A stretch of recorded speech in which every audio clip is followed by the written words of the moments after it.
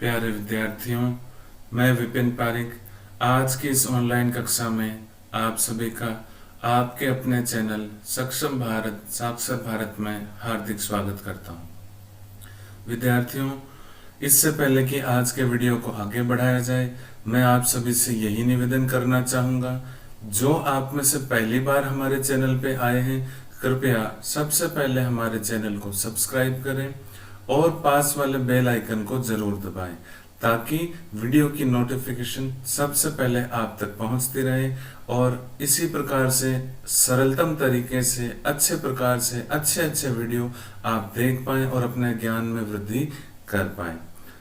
आइए विद्यार्थियों, आगे बढ़ाते हैं हमारे वीडियो को। आज के वीडियो में हम जानेंगे मॉडल्स के अंतर्गत मॉडल माइट के प्रयोग से संबंधित विभिन्न नियमों के बारे में। आइए विद्यार्थियों, जानकारी प्राप्त करते हैं। सबसे पहले हम बात करेंगे मॉडल माइट के जो अलग अलग प्रकार के उपयोग हैं वो कौन से हैं, किस नाम से उनको जाना जाता है, इस बारे में।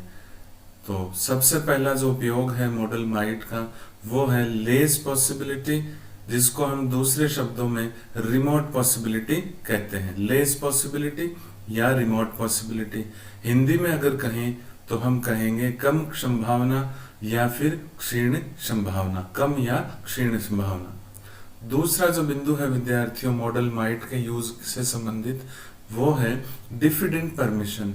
डिफिडेंट परमिशन का मतलब होता है संशयात्मक अनुमति। अब ये दोनों बिंदु क्या है, क्या इनका मतलब है, प्रश्न में कैसे ये काम में आते हैं, ये आपको अब मैं जानकारी साझा करने वाला हूं। सबसे पहले हम बात करते हैं बिंदु नंबर 1 की, पॉइंट नंबर 1 के बारे में, लेस पॉसिबिलिटी या फिर रिमोट पॉसिबिलिटी। इस बिंदु के अनुसार प्रश्न में हमें ऐसी जानकारी मिलती है जिसमें किसी कार्य अथवा घटना के पूर्ण होने की संभावना न के बराबर होती हो। कहने का मतलब है लेस पॉसिबिलिटी या रिमोट पॉसिबिलिटी का पॉइंट प्रश्न में अगर डाला जाएगा तो हमें प्रश्न के अंदर ये जानकारी मिलेगी कि कोई भी घटना या कोई भी कार्य है उसके पूरे होने की संभावना नगण्य है, न के बराबर है। ऐसी परिस्थिति में हम मानेंगे लेस पॉसिबिलिटी या फिर रिमोट पॉसिबिलिटी। इसमें मुख्य बात क्या होगी विद्यार्थियों, ये देखिए मैंने अलग से भी आपको बॉक्स में लिख के बताया है।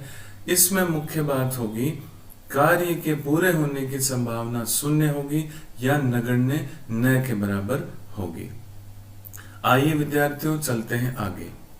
अब हम जानेंगे डिफिडेंट परमिशन के बारे में। डिफिडेंट परमिशन का मैंने आपको पहले ही अर्थ बता दिया, संशयात्मक अनुमति। क्या होता है इसमें, आइए जानते हैं।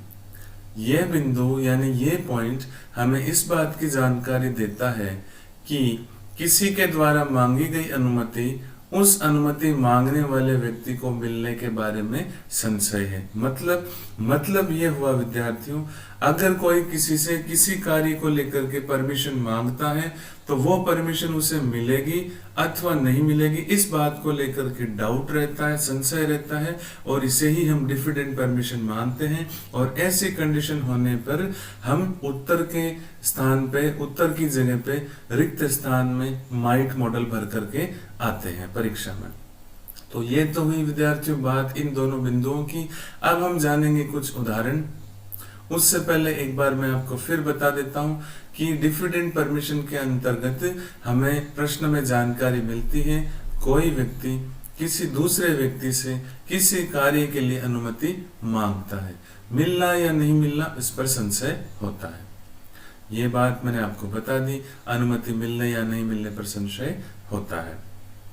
तो विद्यार्थियों, जैसे कि मैंने कुछ देर पहले कहा था, इन दोनों पॉइंट्स की जानकारी के बाद अब हम जानेंगे एग्जाम्पल्स को, ताकि हम अच्छे से मॉडल माइट का प्रयोग करना सीख सकें।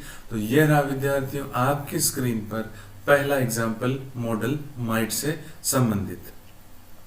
एग्जाम्पल है, he didn't study regularly so he might pass in his examination. Examination का मतलब होता है परीक्षा, पास का मतलब होता है उत्तीर्ण होना, और स्टडी का मतलब होता है अध्ययन करना। रेगुलरली का मतलब होता है नियमित रूप से। कहने का मतलब है इस एग्जाम्पल को पढ़ने पर, इस सेंटेंस को पढ़ने पे हमें एक बात पता चलती है, वो बात ये है कि कोई लड़का है जिसने नियमित रूप से अपना अध्ययन नहीं किया, अपनी पढ़ाई नहीं की, इस वजह से अब उसकी जो परीक्षा है उसमें उस व्यक्ति के या उस लड़के के उत्तीर्ण होने की संभावना बहुत कम है, और इस वजह से हमने खाली स्थान में भरा है माइट। आइए चित्र की सहायता से इस बात को समझते हैं। ये पहला चित्र आपकी स्क्रीन पर है विद्यार्थियों। इस चित्र के माध्यम से आप समझ पा रहे होंगे कि कोई अध्यापिका है, कोई टीचर है जो अपने बच्चों को नियमित रूप से पढ़ा रहा है। लेकिन ये दूसरा चित्र देखिए विद्यार्थियों, इसमें आपको साफ साफ पता चल रहा है कि जो आगे जो लड़का बैठा है जिसने अपने चेहरे को ढक रखा है, वो इस बात से परेशान है कि उसे परीक्षा में आए हुए प्रश्नों के उत्तर नहीं आते। और ये इसलिए हुआ कि जब टीचर ने नियमित रूप से उसको पढ़ाया, घर जाकर के उसने अपनी पढ़ाई नियमित रूप से नहीं की, और अब उसके एग्जाम में पास होने की संभावना न के बराबर है। अगर वो पास नहीं होगा तो विद्यार्थी वो क्या होगा, ये देखिए, वो होगा फेल, यानी उसकी फेल होने की, अनुत्तीर्ण होने की पूरी संभावना है। और अनुत्तीर्ण होने की संभावना, इसका मतलब उसके पास होने की संभावना न के बराबर है, नगण्य है। तो लगातार वर्ष भर अच्छे से पढ़ाई नहीं करने के कारण इसके परीक्षा में पास होने की संभावना न के बराबर है, यानी कि कम संभावना है, क्षीण संभावना है। इसलिए हमने इस एग्जाम्पल के अंदर जो पॉइंट माना है वो ये माना है कि इसमें लेस पॉसिबिलिटी या फिर रिमोट पॉसिबिलिटी की इंफॉर्मेशन हमें प्रोवाइड की गई है, और उत्तर में रिक्त स्थान में हमने भरा है माइट। मैं समझता हूँ इस एग्जाम्पल से आप अच्छे से समझ गए होंगे विद्यार्थियों। आइए एक और एग्जाम्पल से आपको समझाने का प्रयास करता हूं मैं।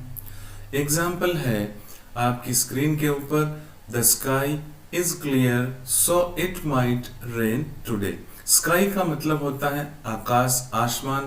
क्लियर का मतलब होता है स्पष्ट, साफ सुथरा। और रेन का मतलब होता है बारिश, वर्षा। टुडे का मतलब है आज।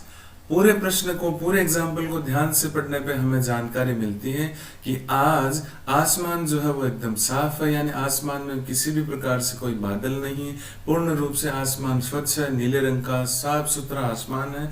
और ये बात आप सभी जानते हैं कि जब आसमान एकदम साफ सुथरा स्पष्ट होता है, बारिश होने की संभावना नहीं होती या फिर नगण्य होती है, ना के बराबर होती है।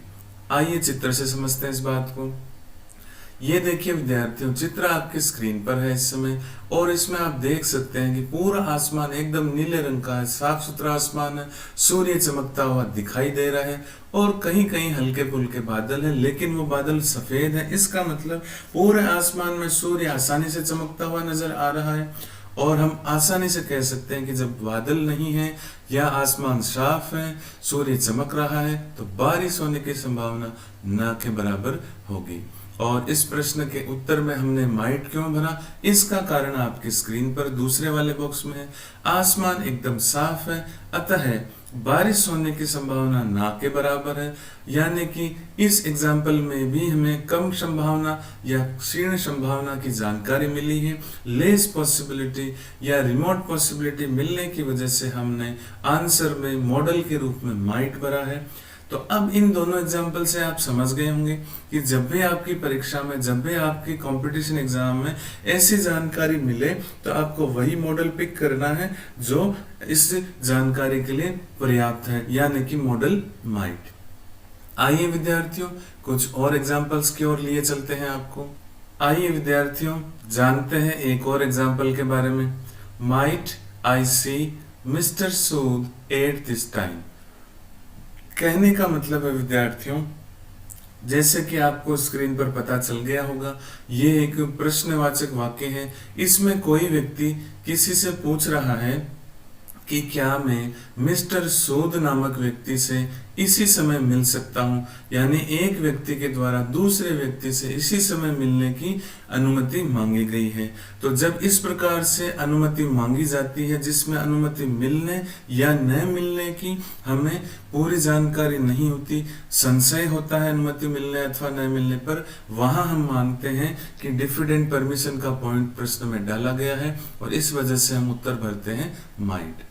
ये देखिए, मैंने इसको अलग से बॉक्स में लिखने के लिए लिख करके भी आपको बताया है। किसी ने इसी समय मिस्टर सूद से मिलने की अनुमति मांगी है, उनसे मिलने की अनुमति मिलेगी या नहीं मिलेगी इस बात पर अभी संशय है, डाउट है, और इस वजह से इस एग्जाम्पल के उत्तर में हमने माइट भरा है, क्योंकि हमने माना कि यहाँ जो पॉइंट है प्रश्न को पढ़ने पर जो जानकारी है वो है डिफिडेंट परमिशन से रिलेटेड, इसलिए हमारा उत्तर होगा माइट। और संशयात्मक अनुमति को ध्यान में रख करके हम माइट भरते हैं, हमने भरा है, ये बात मैंने आपको बता दी। तो अब आप समझ गए होंगे कि जहां भी अनुमति मांगी जाती है, अनुमति मिलने पर संशय होता है, वहां माइट का प्रयोग करते हैं, न कि मे का। आइए चलते हैं एक और उदाहरण की तरफ। उदाहरण है, might I ask a question, क्या मैं एक प्रश्न पूछ सकता हूं। यह भी ठीक वैसा ही प्रश्न है विद्यार्थियों जैसा अभी अभी मैंने आपको बताया। आइए इसको चित्र से और अच्छे तरीके से समझते हैं।